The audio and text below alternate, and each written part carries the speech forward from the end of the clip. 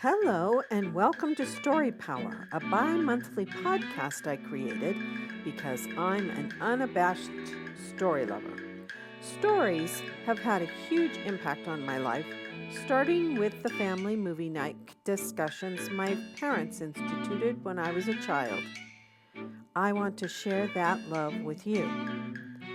As cognitive scientist Roger C. Shanks says, humans are not ideally set up to understand logic. They are ideally set up to understand stories. I'm making it my mission to not only spread the love of stories, but all the valuable things they teach us about human nature and relationships. We humans are emotional creatures, and stories help us examine our emotions from a comfortable distance. They also help us walk in the shoes of the characters to help us see the world in new ways. It's my hope you gain some valuable insights from my guests.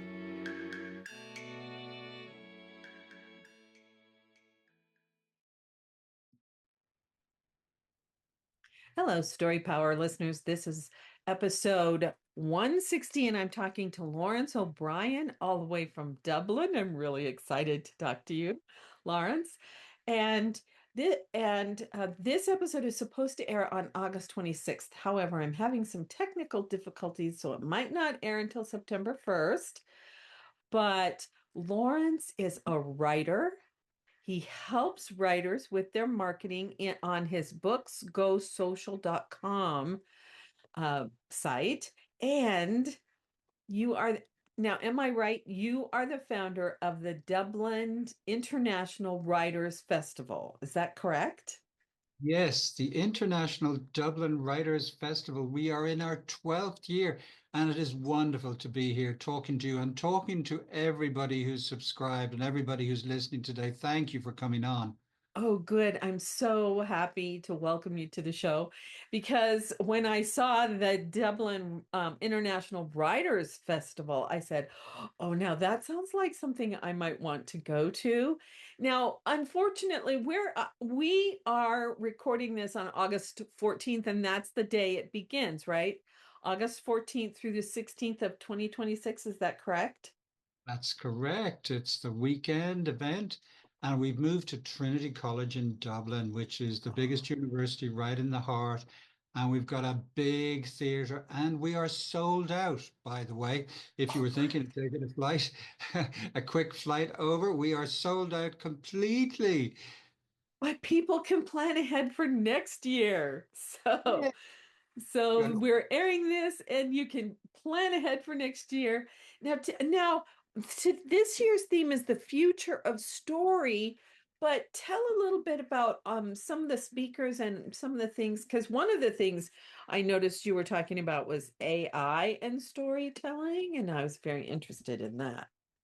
Yes, so we have Mark Gottlieb, probably the biggest literary agent in, probably the biggest, sorry about that, probably the biggest literary agent in the United States. He's coming over, and we've got that's from Trident Media Group, and we've got Kira Finnan and somebody else from Curtis Brown, the biggest literary agent in London.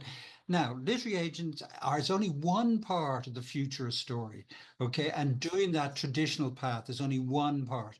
So we also have some of the biggest self-published authors in Ireland, and it's important that we credit those people. And yes, at the International Dublin Writers Festival, we also respect indie authors. We've got some of the biggest indie authors in Ireland. Jerry Kilby, who's a really big sci-fi author, global sci-fi author, and others. So AI is part of what's happening in story at the moment. We can see, and there's been reports that there are people who are publishing lots of AI titles. And I know there are secret Facebook groups about AI. And what we want to do is make sure that people are addressing this, that we're looking at this subject.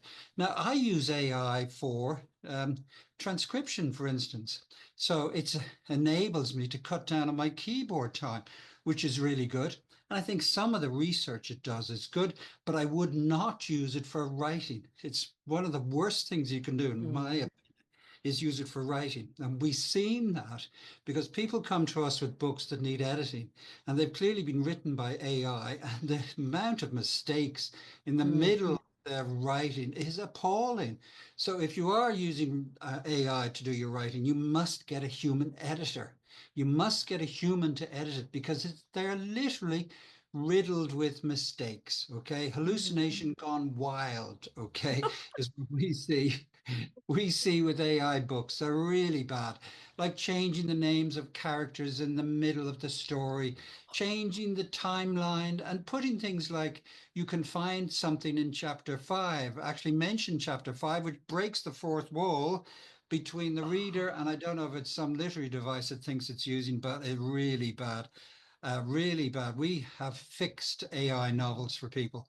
So that's one of the things that I do is the International Dublin Writers Festival. It's on every year. We're looking forward to welcoming some big names next year. And if you're planning to come over, a lot of people can write it off for tax purposes. I don't know exactly what individuals can do, but a lot of people come over here and write it off for tax purposes and have a holiday in Ireland. That sounds so lovely. I would love to visit Ireland sometime. It's great, and particularly because it's not so hot here. We've escaped the worst of the heat wave Oh, wherever you that's are. good. So we're really That's lucky. We've got semi-cool weather over here at the moment. So we want to support indie authors, people who are making their future about writing. And it's really important. And one of the reasons we have the festival is to build community. And I think it's what you do mm, as well, which is building community. mhm. Because writing is not just about a solitary thing. It's about building community and making sure that we can connect with people. So it's really important that we do our best, and I know you work in that area as well, about building community. So Mhm. it's building community, making friendships. If the AI comes to take all our jobs, we at least will have community and we'll have the work that we're doing together in writing. Yes, I love that. Yes, I do not use AI very much. I'm pretty old, so I don't technology, I am a technology immigrant, not a technology, not someone who's born with it. So I'm just starting to explore a little bit of it, but I don't want to use it for my writing at all. And I'm surprised that there are people who want to do that. So thank you for the cautionary tale about that because, yeah, your mind, the way you think and your experiences put into writing, I think are so much better than something that's disconnected from your human experience. Yeah, I agree with that 100%. And the other thing we'll have to watch out if AI writing starts to take hold, they're going to put in guardrails, and there's not going to be much freedom of speech, okay? Freedom of Hmm. speech is going to get lost because they're going to put in guardrails which says Hmm. you're not allowed to make fun of this person or that person. You pick which side, okay? Right. So that Exactly. you won't be able to make fun of people. You won't be able to do satire anymore, particularly of political figures or movements or things that we don't Hmm. like, because the AI will say, we'll all water it all down. That's what AI does. Water Yes. it down, heads for the average. So real writing, human writing, where we have freedom of speech is really important. So that's why Oh, keep it human, keep it free, keep it human. That's really important. So yes. we're going to be talking about that.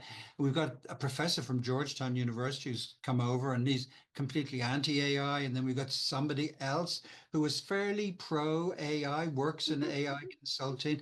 They're going Mhm. to talk about that. But the future story is about a lot more than just AI. You have things like audiobooks are really taking off. And one of the things that audiobooks is doing is reaching the younger generation. Yes. 50% of the listeners to audiobooks in one survey were under 35. So this Wow. allows people. we had been talking about a decline in reading, about people who are under 35, and audiobooks is a way to reach those people. That's So right. audiobooks is booming. It's difficult for people to make the money back on some of the audiobook services that you Mhm. pay for. Not easy, but it's growing. It's continuously growing. We also have other areas that are growing, different types of books. There are people are writing horror books and turning them into horror podcasts, and they're horror podcasts. So you've got audiobooks and podcasts, and then you've got theatrical podcasts made from stories where you Yes. get different characters talking, and it sounds Yes. exactly like that's really exploding as well. This whole idea about experience in story. And then we got games. We've got a game narrative designer who's be speaking on one of the panels, because games, of course, is story based. They all usually Yes. have narrative designers, story Yes. tellers is part of their game design. So there's lots of stuff going on in story as well, and we're trying to cover that in our future story sessions. Yeah, I think that's so interesting because my background is in theater, and the first two drama uh, genres were tragedy and comedy. And now we have so many different genres, so many ways to tell stories. It's just so interesting how stories have evolved through the millennia. It's just amazing to me. I just love Yeah, it. I I guess agree. that's the way it is with humans, though. We kind of don't like to stand still. I mean, No. there are people who do like to stand still, but I don't happen to be one of them.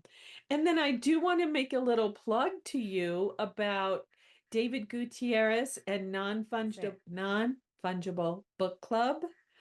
It's a new business for both audio people who want to make their audiobook and people who want to buy audiobooks.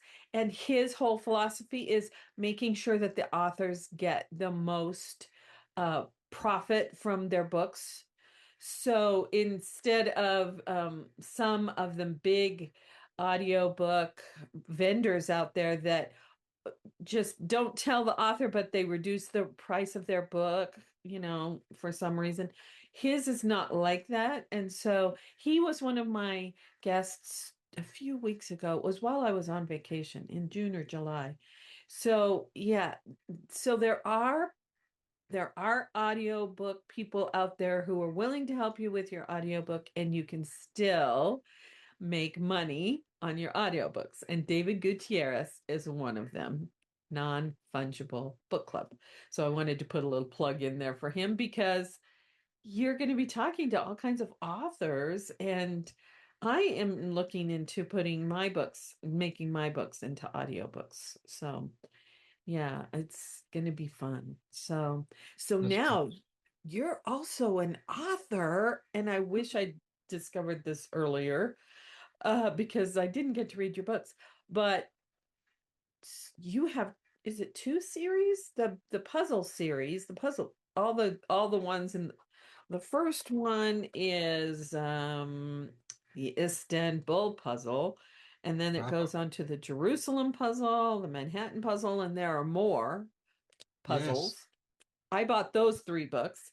And then you have a whole nother series is it about ancient Rome? Yes. So the puzzle series, the first three books were published by HarperCollins around the world. Oh, And that was optioned for TV and movie series, and then published in loads of different languages, which was great. uh-huh. Changed my life completely. And then I self-published two additional series because I got dropped by the publisher. HarperCollins dropped me, which is a pretty standard thing that happens to mid-list authors.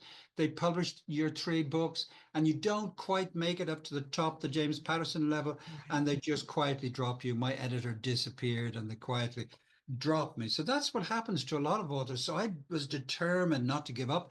So I published two more in that series, which are online. They look very similar and they follow the same idea, thrillers moving around the world, conspiracy thriller stuff. And then I published three books in a Roman emperor series about Constantine the Great, who Oh, was the first Christian emperor. I was always fascinated by how he yes. changed the Roman Empire into a Christian emperor. Empire and the battles he'd fought, the Battle of the Milvian Bridge.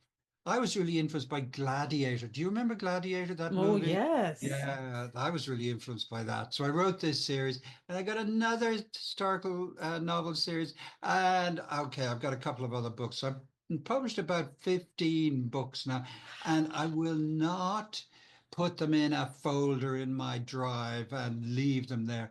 I want to publish them, and people are reading them, and I really enjoy that. So yes, I've got multiple books. Thank you. Yes, and I love mysteries because of the whole puzzle aspect of it. Trying to figure out who did it, who stole this thing, or I was really attracted to those right off the bat. And yes, I think that the Roman Empire is fascinating too. So I'm looking forward. I followed you on Amazon because I want to know about your new books. Oh, thank But you. I was wondering, as you were talking just now, is that what caused you to start the BooksGoSocial.com Yeah, to well, what help indie happened? authors? Yeah, about 12 years ago when I was published by HarperCollins, they helped me build up a big social media following. So I had about 100,000 followers on what was Twitter. Hmm. And then I started helping. For about a year, I was putting other authors' books up on my blog site and promoting their work for about a year. And then I thought, well, I need to pay for all this stuff. So I started charging and helping people. And we got a lot of good comments. We got a lot of great comments on Trustpilot about what we do. We try and help people by looking at their book and seeing what needs fixing. Is it the cover that needs fixing? Is it the book description? Is it the price? Because when we run ads for a book, whether it's fiction or nonfiction, it's really important that it's presented well, that the cover is great. We do lots of free covers for people, for instance, to upgrade their covers. So we do that and we upgrade their book descriptions because we take responsibility. We feel that it's our responsibility to help an author to make some money back, to see if it's presented well, can it sell? So that's what we do at Books Go Social. We help authors individually. We've got a team of people around the world who are helping authors, and we love it and we've enjoyed it. And we've got a lot of great comments, and people love what we're doing to help. Oh, that's so great. I went, oh, because my husband's a graphic artist and he created the cover for my first novel. He also illustrated, we wrote a book for our oldest nephew when he was 6. He loved dinosaurs. And Uh, so my we wrote it and my husband illustrated it. And then when we decided to independently publish my novel, we used Scotosaurus the little dinosaur as our kind of learning how to independently publish a book. nice. Yeah, our oldest nephew's in his 40s now, so that's a pretty old book. But yeah, so oh, that's so exciting. Well, I do want to go check that out because I have 2 books that are in the process of getting published. I'm revising my memoir, and the sequel to my first novel is out with a friend, and I'm hoping to get that back soon. So I want to publish both of those soon. So I'm going to go check out booksgosocial.com and see what services you offer and see if I can, yeah, get some help there because I know nothing really about book marketing. Although I do have my podcast and I have a YouTube channel with my sister and I'm on social media. So I'm kind of set up to market, but it's like my brain doesn't really work that way. So I need some tips. I need tips on how to market uh my books better. So yeah, I'm looking forward to that. That's exciting. Yeah. Uh so now you have the puzzle books and you have the Cursed City books, which is about Rome. What are the other projects you're working on? What other book projects? Oh, well, I did my medieval series, which is The Rise of Synne, Synne, which is about a healer after the Battle of Hastings. So one of the things we're working on is helping people with their A plus content. you know those banners that appear on people's book pages Yeah. to make the book stand out. Yeah. So we're making sure that we produce really attractive banners. We're getting people ready for the holiday season. So just to be aware that most publishers only make a profit between September and December. The sales in the rest of the year do not allow them to make a profit. That we see, because we do a lot of Amazon ads for people, we see the sales literally spike between September and December. There's a big spike in sales. That's Wow. because books are such a great gift. Now, I like buying books for myself as a gift, but it's a wonderful gift to give people. So we Mhm. have all the holiday season gifting, and people are going on looking for a nice Roman book or a nice thriller or whatever, a nice memoir, and they give it as a gift. It's a low cost, but could be really valuable, help someone a lot. Books are really popular as gifts. So that's the season we're preparing people for, getting their book pages looking right, improve your A+ content, make sure it stands out, it talks to some of the themes in your book, some of the reasons people would want to buy. So that's where we're working on helping people get ready for the holiday season. Ah, okay. I'm always out of sync. I'm not going to be able to publish my books until late in the year or early next year, but that's okay. That's okay. I can sell them next year for Christmas. Yeah. Yeah, so I had while you were talking there, um one of the things that I have the hardest times with is the book, like the blurb, we call it the blurb in the United States. Yeah. The introduction, the thing that tells about the book. And what are some tips you can give authors to help them with their book blurb? Okay. It's not easy to write it yourself, okay? So the best is get somebody else to help you with it, okay? That's one of the things we do, get some marketing person. So there's a basic structure to it. It's different for fiction and nonfiction. So for fiction, you have to have a hook line. That's a simple hook line which compels people to buy the book. Now, I know that's easier said than done. But if you had something like New York Times #1 best-selling author, something that's a bit of a hook, okay? But you could also have something connected to the story, which could be who actually killed JFK. There's something, people, a hook that people go, oh, I want to read this book immediately, okay? Now, I know that's probably a bit dated, that idea, okay? Right. But the That's a good JFK example. thing, finally, finally, finally, we get to hear about who killed JFK. But there are hook lines, and one of the interesting ways to learn about this subject is go to Amazon and look at how it's laid out for some of the books you really love that are at the top of the charts. So you've got short paragraphs, perhaps a single line at the top, might go into 1.5 lines with a hook, and then you have the story itself, and then you have some other information about the book, the characters or the dilemmas, and then you leave people with curiosity. You don't want to give everything away. So the best way to learn is look at similar books to yours, and you've got to consider the layout, okay, the amount of white space, the blank lines between paragraphs, and then the text itself.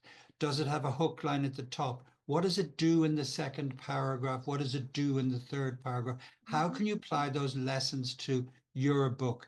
For nonfiction these days, it's really important that you say who you are. That's in the first or second paragraph.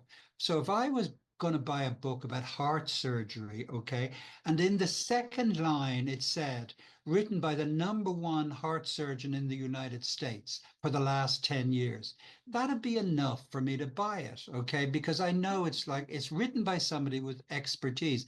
If he or she left that out, I could think, oh, maybe it's written by AI. Okay, Yeah. so if you are an expert in your area, get it across, okay, in one line. This is written by the top SEAL commander in the United States. Just Mhm. one line, and people go, "That's it. I'm going to buy that book." Okay, I don't explain, don't say anything else. Okay, I want that book. Okay, Yes. They're always And so it's really good for nonfiction to get across who you are. You don't need a big, long explanation. Started his career here and then went to West Point and spent 5 years in West Point and then did this. No, I just want to know, short and sweet, what's the best thing about this character or she? Could be a she. What's the best thing about her? Okay. So, yes, we can make sure that you just get that down into something amazing. Top Gun CEO, the best female CEO alive. Okay, something really good. And then you want to buy the book. You got that hook. So it's similar to the other one, but we don't think it's written by AI. Okay, we don't want to read a book written by AI. We want to read it from the actual heart surgeon who's worked, who's been the best in the United States yes. for 10 years. That's a great book to read. Yes. So if it's a memoir, you want to impart something about yourself that is in the book, but is a hook for people to want to read it. Yeah, depending, of course, there are the celebrity memoirs, but yours mightn't be a celebrity memoir, but it might be something important. The only female chef who ever made a Michelin star, the only mom who had to deal with, or the mom who dealt with a whole series of struggles through her life. And so you can get across things and just in a short period of time, get across things. But the key thing to do is to research similar books and look the way they're doing it, okay? And take notes and write your own one from your research, okay? Yes. Oh, I love that. Yes. Well, my memoir is titled Everything I Need to Know About Being Human I Learned from Movies. Because Uh, when we were children, my parents instituted family movie night and we would watch movies, sometimes television shows too, and we would discuss them. So we would analyze them. And wow. that sent me off on this where I am today doing the Story Power podcast and my YouTube channel with my sister about classic movies and analyzing them and the books that I've written and the theater background that I have. So that's kind of, yeah, I was thinking, oh, I could use something about that, about the how that all Sure. started me off on what I'm doing today. Yeah, it was really fun. I love That sounds really nice. That I love sounds really stories nice. of all kinds. Yeah, sounds really good. Thank you for Okay. sharing that. Well, and thank you for sharing. I love that idea of going and doing research. That's one thing that I haven't done is to go look at the books that are similar to mine and then creating the hook, as you call it, the blurb, I call it, about the book. That's a really good piece of advice. I love that. I love that. Yeah. Okay. So Yeah. um, so you're talking about community, and I belong to Prolific Writers Life, which is a writers community. And yeah, so do the people that go to your writers uh festivals, do they become a community? And also the books go social, are those two different communities Well, that you're involved in? they do mix together. So we've had various ways for people to mix. We have Zoom calls, for instance. So yes, we have people who can't make it, they can join us on our Zoom calls. And the festival is one way that they can come and meet with us as well. And some other writers come and meet us during the year. They come and visit Ireland and they come and meet us during the year. So we have do that and make have coffee and so yes, it's a community. It's probably not a full-blown community in the sense that we have, big community of people who meet, but I think that it has good areas. Some people talk about they've been to our festival and they've made friends for life. Okay, Mhm. so I don't monitor and Right. check all the people who say they've made friends for life, but I know there are people who've come to me and they say they've made friends for life Mhm. from our work, from what we've been doing.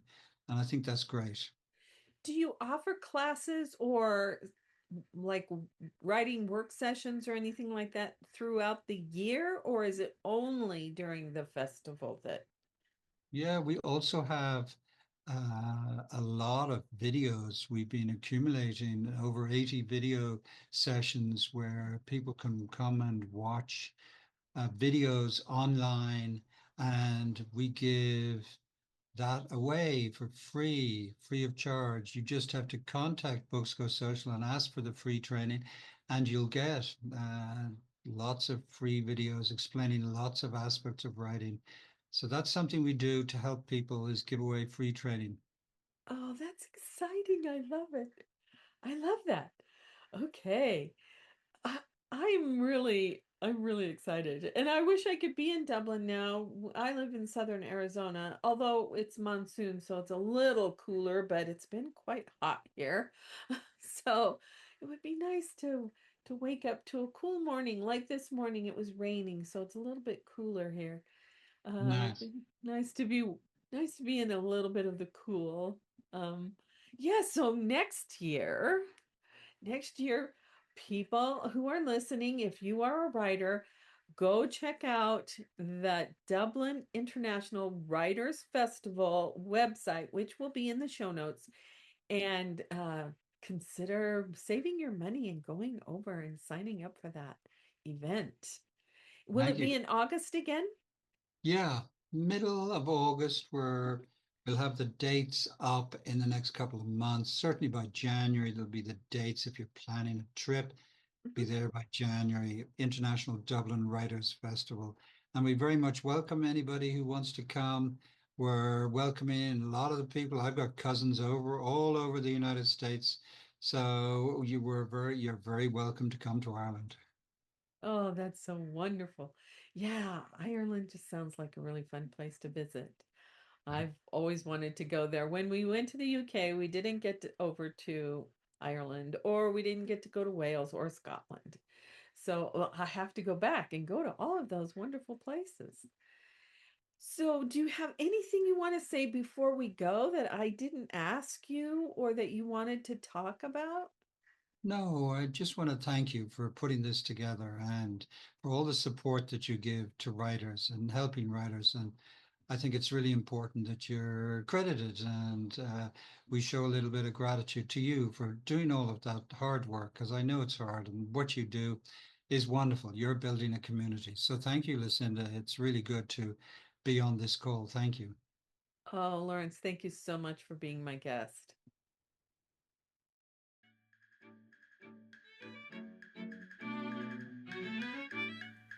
I hope you not only enjoyed this episode but gained something valuable to take away with you.